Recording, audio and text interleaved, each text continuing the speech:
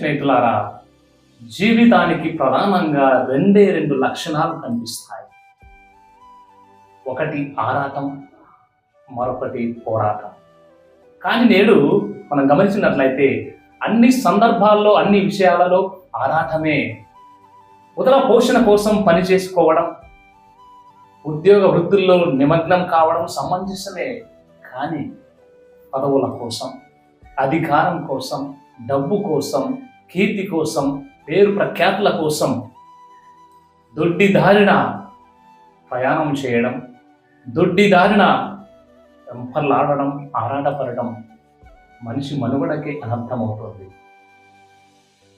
జీవించడం ఒక కళ.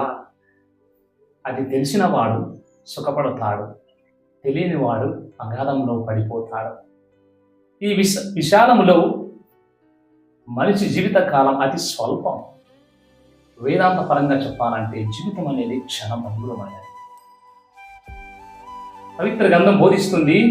కీర్తన గ్రంథం కీర్తన 90:10 మనిషి ఆయుష్ కాలం 70 లేక 80.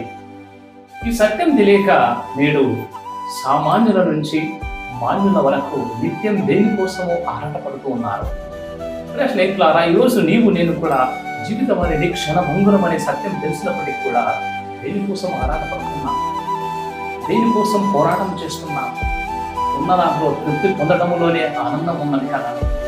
కనుక ఆలోచిద్దాం, మనం ఆరాటం మన జీవితాన్ని నడిపిస్తుందా, లేక పోరాటం మన జీవితాన్ని నడిపిస్తుందా?